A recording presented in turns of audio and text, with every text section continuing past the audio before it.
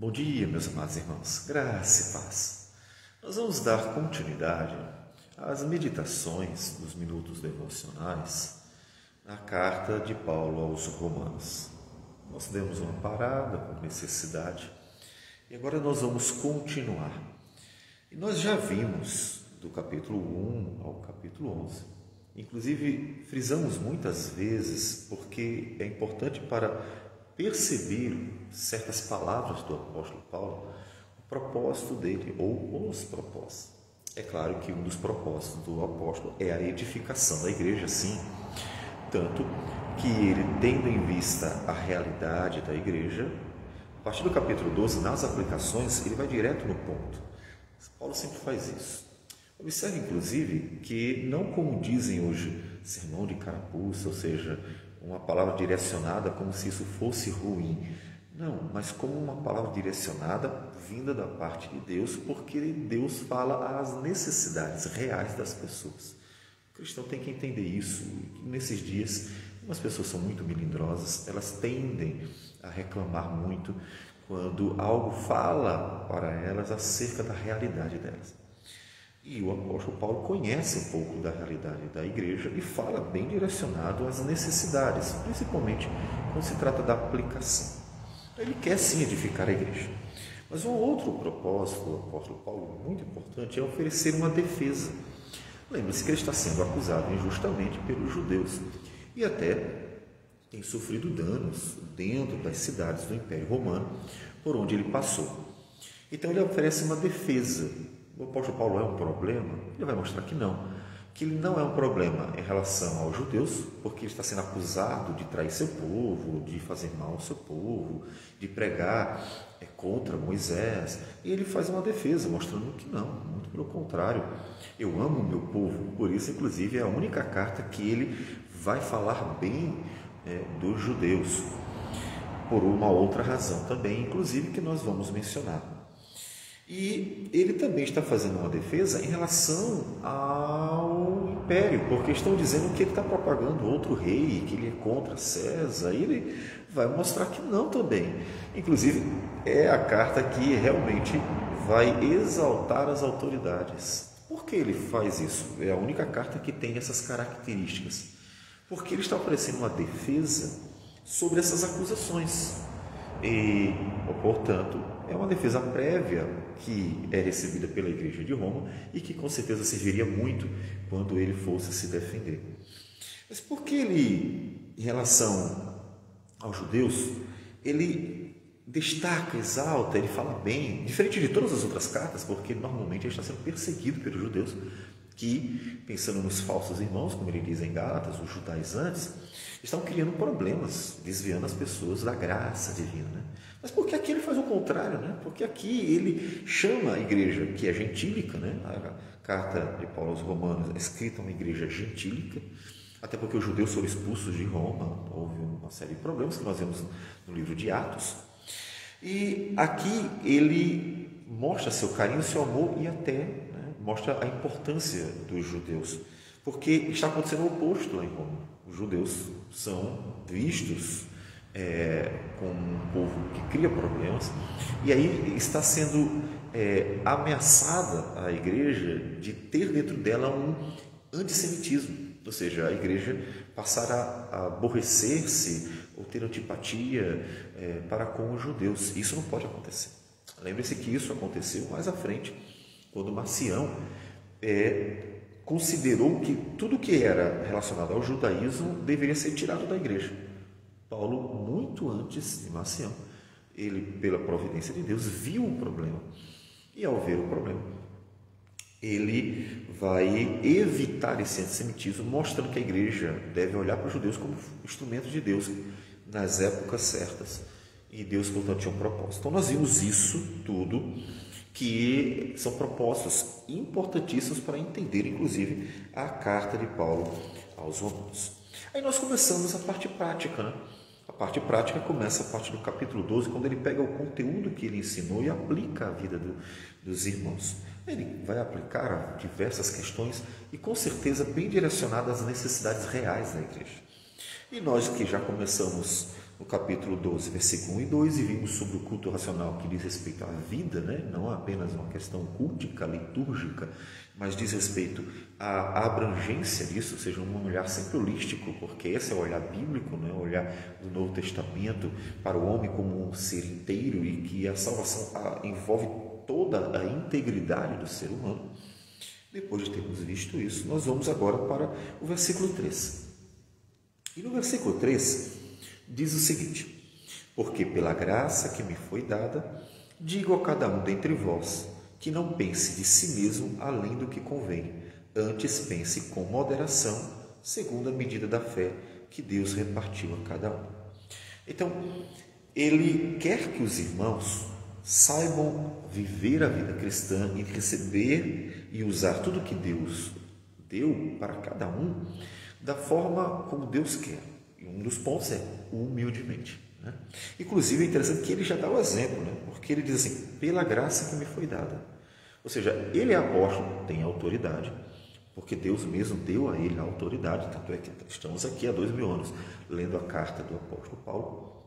Mas observe que as palavras indicam que ele está olhando para o seu papel humildemente, para que cumpra de acordo com a vontade divina. Ou seja, não é um status, o propósito não é se envaidecer, e o propósito é cumprir um objetivo divino, uma missão divina dentro, né, do corpo de Cristo, inclusive. Então, cada um pense de si mesmo, não mais do que o que convém. Deus deu a cada um dons, e é o que ele vai tratar. E a igreja precisa lidar com esses dons da seguinte forma, que ele vai mostrar não só a carta aos Romanos, mas nós temos Coríntios, temos Efésios também, em que cada um deve saber olhar para os dons como algo vindo da parte de Deus, com o propósito. Deus deu e tem um propósito, a edificação da igreja, e no que diz respeito à pregação do Evangelho, portanto também a salvação dos perdidos, testemunhando a glória do Senhor. E as pessoas têm que saber, os cristãos têm que saber receber e usufruir, vivenciar, usufruir desses dons, sendo responsável, como ele vai mostrar mais adiante.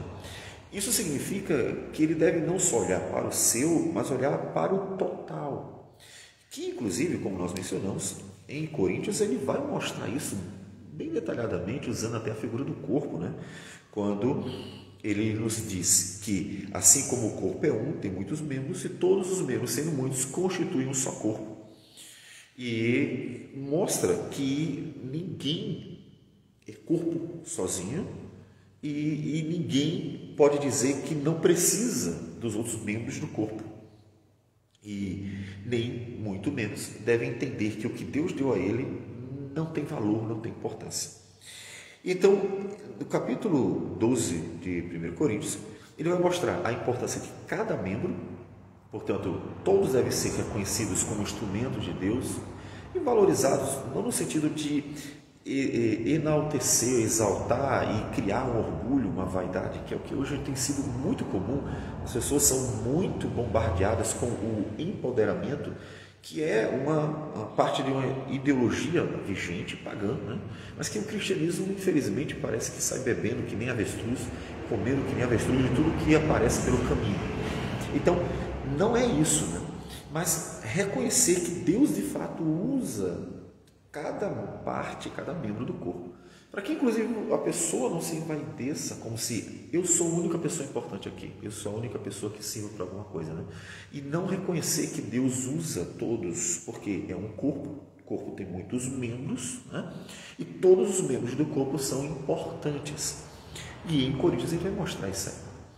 Então, o apóstolo Paulo está mostrando para a igreja que para que de fato haja edificação, é preciso que cada parte do corpo saiba olhar tanto para si mesmo quanto para o outro de forma correta. E o olhar para si mesmo deve ser com moderação. Ou seja, olhe para si como Deus quer. Olhe para o que Deus te deu, olhe para a sua participação no corpo. E aí, inclusive, eu acrescento, como em Efésios vai aparecer, o fato de que o objetivo é a edificação do todo em amor, como ele mesmo vai dizer. mas seguindo a verdade em amor, cresçamos em tudo naquele que é a cabeça, Cristo, de quem todo o corpo, bem ajustado e consolidado pelo auxílio de toda junta, ou seja, cada membro do corpo, cada parte do corpo, né? Segundo a justa cooperação de cada parte, efetua o seu próprio aumento para a edificação de si mesmo em amor. Esse é o mesmo objetivo de Paulo lá em Romanos.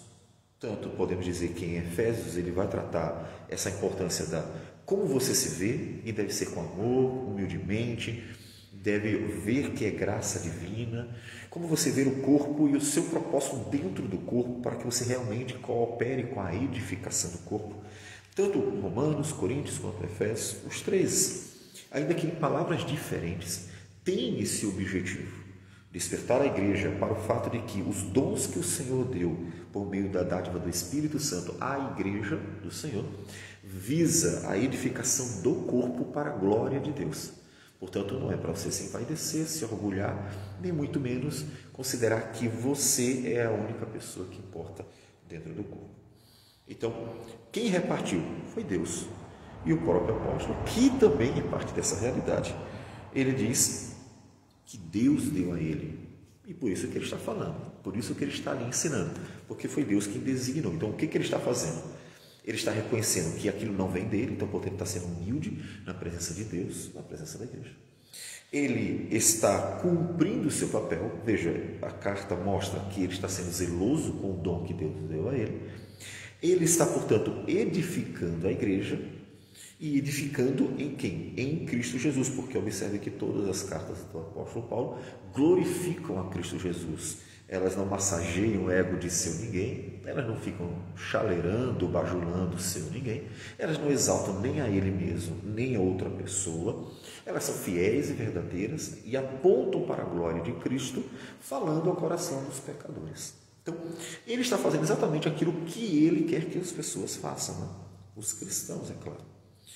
E aí no versículo 4 ele continua dizendo, porque assim como num só corpo temos muitos membros, mas nem todos os membros têm a mesma função, assim também nós, conquanto muitos, somos um só corpo em Cristo e membros uns dos outros. Veja, é a mesma ideia de Coríntios, é a mesma ideia de Efésios. O objetivo, tratar a sua relação com Deus, como servo de Deus, sua relação com a igreja, saiba usufruir da comunhão e ser bênção nessa comunhão e cumprir seu papel dentro do corpo com o dom que Deus deu, que foi recebido de Deus, e saber lidar com uns dos outros, né? Então, é tudo isso aí, né, que é o propósito dele, lidar com essa realidade dos cristãos como instrumentos de Deus dentro do corpo de Cristo, e isso como algo que é coletivo, não é singular, não é uma pessoa, são muitos dentro de um só corpo.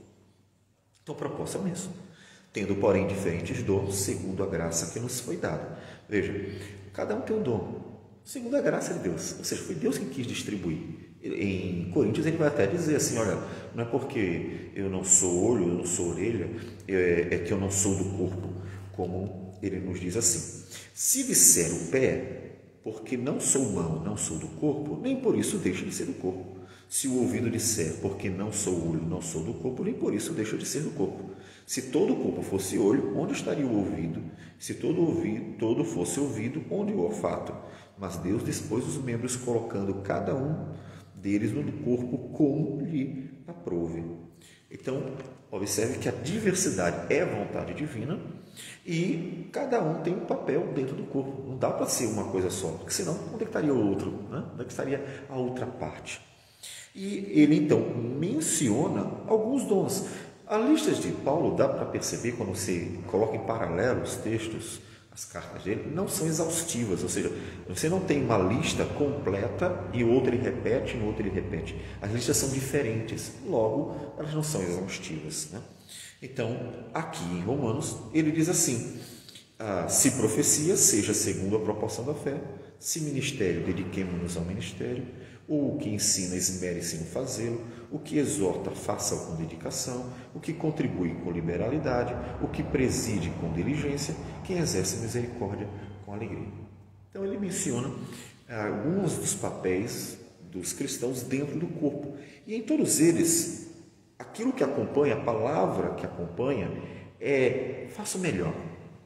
Essa é a ideia. O que você fizer, ou o que você receber de Deus para fazer, faça o melhor. Eu vou até citar o texto de Eclesiastes: o que vier à sua mão para fazer, faça conforme as suas forças. Então faça o melhor. Visando o quê? Visando a glória de Deus, visando a edificação da igreja. Então faça o seu melhor. Então não importa o que você recebeu, lembre-se, vem do Senhor. E Ele decidiu ser assim. Eu não sou pastor porque eu quis ser pastor. Inclusive eu dizia, eu não quis mesmo, Até cheguei a relutar com a ideia de ser pastor, porque eu me considerava, com certeza, bastante incapaz de exercer tal ministério. Então Deus quis, e quando Deus quer, não tem jeito. Ele vai conduzir a gente para aquilo que Ele quer. Basta olhar o apóstolo Paulo, que foi colocado como apóstolo mesmo antes, tendo ido para Damasco para prender cristãos. Então Deus, quando Ele quer, agindo, Deus quem impedirá, Então Deus deu a você o que você precisa: sabedoria para saber aplicar aquilo que Deus te deu à vida, tanto sua quanto a da igreja. Precisa de dedicação para que você realmente faça tudo da melhor forma possível. E claro, de graça divina o tempo inteiro, para que você realmente glorifique a Deus. Então o que Ele quer? Faça o seu melhor. É diferente do outro, mas todos são importantes dentro do corpo, porque foi Deus que decidiu assim. Portanto, tudo que Deus faz é bom, e a igreja deve sempre lembrar disso. E você deve fazer o seu melhor. Então faça. Então, em vez de você pensar, eu queria, ou de repente é algo que Deus não deu, por exemplo, caso aconteça, pense o que eu posso fazer com o que eu recebi. Faça o seu melhor. E glorifique a Deus de forma que a igreja seja edificada. Pense nisso e pergunte para si mesmo: será que eu estou ajudando a edificar a igreja? Será que eu estou ajudando a fortalecê-la, a conduzi-la em Cristo e para Cristo? Será que eu estou realmente sendo uma bênção? Basta você pensar nisso. Se você pensar naquilo que você está oferecendo da parte de Deus para a igreja, isso motivará você a estar fazendo o seu melhor. E assim Deus será glorificado e a igreja abençoada. Vamos orar ao Senhor. Senhor Deus amado, bendito o Teu nome. Damos graças por tudo, glorificamos o Teu nome e rogamos ao Senhor que nos dê, ó Deus, a graça de fazer o melhor sempre, para que todos, ó Deus, não só eu, não só, ó Deus, um presbítero, um diácono, mas toda a igreja esteja fazendo o melhor para a Tua glória e para a Tua glória de fato, de forma que tanto o Teu nome seja engrandecido quanto a igreja seja edificada. E vidas, Senhor Deus, que ainda não conhecem a Cristo, possam ser salvas por Tua graça, Senhor Deus, sendo, Deus, nós instrumentos para levar a palavra da salvação. Que o Senhor receba a nossa oração e tudo em nome de Jesus. Amém. Sim. Que Deus abençoe a todos. Tenham um bom dia.